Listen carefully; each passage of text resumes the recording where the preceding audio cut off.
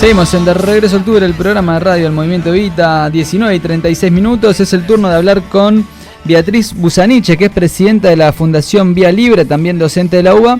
¿Qué tal, Beatriz? Santiago te saluda. Hola, ¿qué tal? Buenas tardes. ¿Les puedo pedir que me suban un poco el retorno, que se escucha muy bajito? Sí, cómo no. Ahí, hola. ¿Ahí me escuchás? Ahí está un poco mejor. Bien. Bueno, Beatriz, te convocábamos porque ustedes vienen estudiando muy bien el tema de la reforma electoral sobre el voto electrónico, ¿no? Uh-huh. Hicieron una muy buena editorial en donde plantean lo regresivo de los derechos políticos ante esta oportunidad. Comentanos un poco.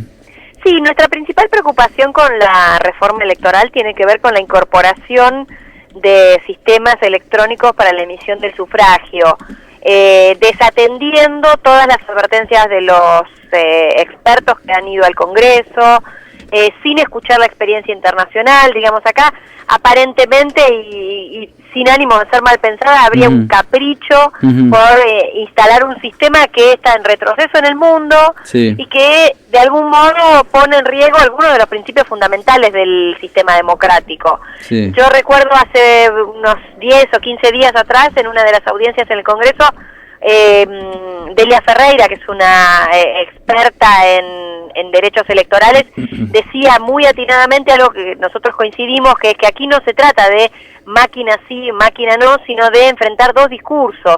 El discurso del gobierno nacional, que pretende darnos una supuesta solución fácil y rápida, frente a las garantías que dice la Constitución y que dicen los pactos internacionales de derechos civiles y políticos, de que el voto tiene que ser secreto, tiene que ser universal y tiene que ser auditable. Y ahí eso es lo que está en contradicción, y por eso es que nosotros nos oponemos con total firmeza a la reforma electoral tal como está planteada. Seguro, Beatriz, secreto porque yo leía lo que ustedes ponían acá, y el chip tiene toda la información y podés identificar, y algo muy interesante que pusieron ustedes acá es cuando decía, una vez que identificás o el votante y sabe que vos podés identificar el voto, ahí hay un verdadero potencial de clientelismo político.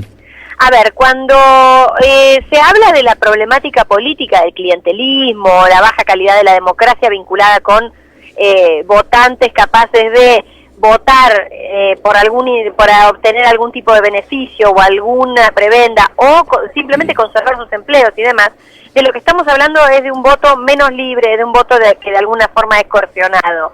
Y eso se logra cuando uno pone en riesgo el secreto del voto.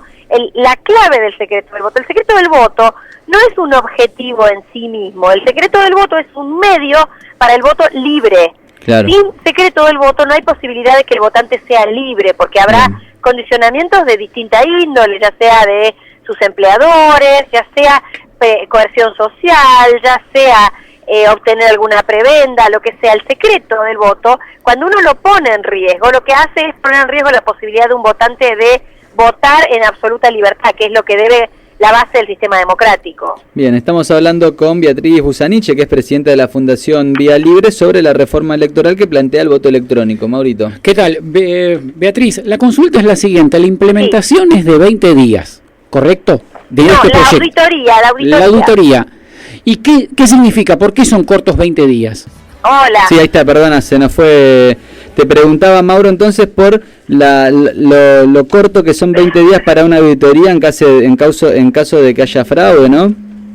Sí, acá lo que tenés son varios problemas. Tenés el problema, no en caso de que haya fraude, esa es una auditoría previa. Una auditoría de que el sistema funciona y todas las garantías mínimas. Acá tenemos varios inconvenientes. Primera cuestión, en los pocos países donde se usa, por ejemplo, el 30% de la elección de los Estados Unidos se hace con voto electrónico. Pero en Estados Unidos, antes de incorporar voto electrónico, que después podemos, si quieren, hablar un detalle de la problemática que tienen con miras a la elección de noviembre, antes se estableció un sistema de certificación de las máquinas. Es decir, cuando se audita y cuando se certifica la máquina, se tiene un estándar contra el cual certificar. Se dice, bueno, cumple este requisito, sí o no, cumple esto, sí o no, cumple esto, sí o no. Acá, ese estándar, la construcción de ese estándar en los Estados Unidos le llevó 5 años. 5 años, solo para establecer el estándar. Todas las cosas, seguí. La posibilidad de la auditoría en ese plazo es una ridiculez. Y habría que ver también, hay que ver también la nota que salió hoy en La Nación de Dalavía, que es el presidente de la Cámara Nacional Electoral, que está muy preocupado por el panorama. El panorama pinta lo siguiente: le van a dar todo a la Cámara Electoral 120 días antes de la elección, y en ese periodo la Cámara tiene que auditar y homologar. Claro. Ahora, ¿qué pasa si la auditoría resulta que da que el sistema tiene problemas? Como las auditorías que hicimos nosotros, las auditorías independientes que hicimos en la Ciudad de Buenos Aires, que mostraron a las claras las vulnerabilidades del problema, del sistema. ¿Qué pasa? El tribunal y el Poder Ejecutivo no tienen tiempo de implementar un plan B. ¿Se entiende cuál es el problema de los plazos exiguos? Sí, que con esos plazos exiguos vamos a la política de los hechos consumados. Claro. O sea, se con voto electrónico o no se vota. Claro, y sí, díganme tal quién cual. va a pagar el costo político de levantar una elección. Sí, tal cual. Beatriz, la posibilidad de cortar boleta desaparece. No desaparece, hay una posibilidad como hubo en la elección de la ciudad, pero desincentivada, digamos.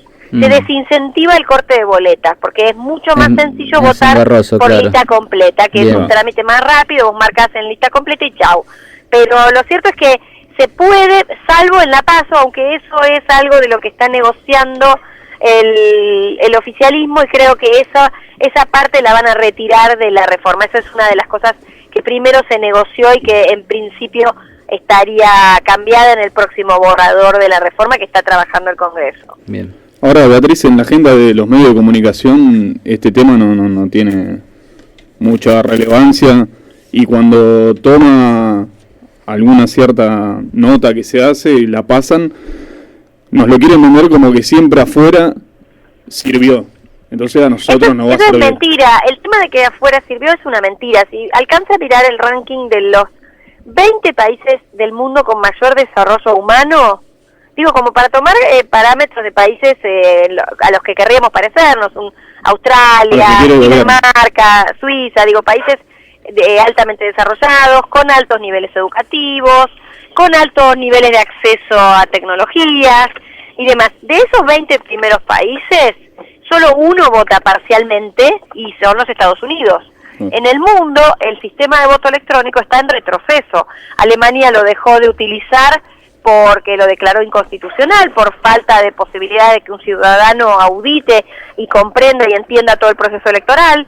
En Holanda lo dejaron de usar porque se probó claramente que se podía vulnerar el secreto del voto. En Austria hubo también un fallo judicial similar al de Alemania.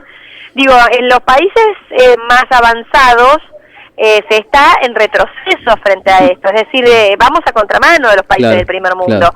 Los países que sí usan de manera masiva son Venezuela, Brasil, Filipinas y la India, digamos. Ahí tenemos esos son los países donde supuestamente habría casos de éxito. Y digo supuestamente porque hay muchísimas problemáticas, sobre todo en los países que más conozco, Brasil y Venezuela, que son los más cercanos, de denuncias, vulnerabilidades y problemas de toda índole. Beatriz, una consulta más.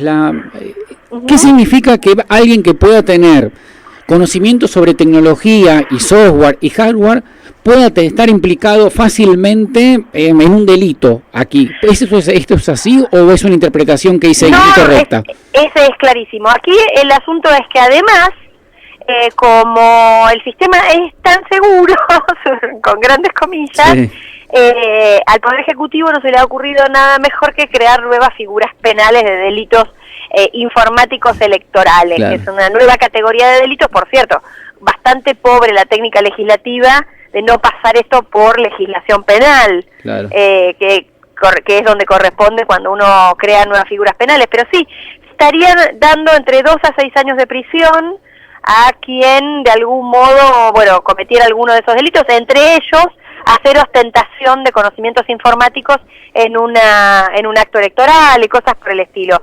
Es una creación de figuras penales que, por ejemplo, harían que cualquiera de nosotros que estuvimos relevando el sistema antes de la elección de la Ciudad de Buenos Aires pudiéramos ser pasibles de una causa penal y de 6 años de prisión. Claro. Beatriz, muchas gracias por la comunicación, ha sido un gran aporte y te mandamos un saludo desde acá. Muchas gracias a ustedes, hasta luego. Bárbaro. Ahí pasaba Beatriz Busaniche, que es presidenta de la Fundación Vía Libre, docente de la Universidad de Buenos Aires.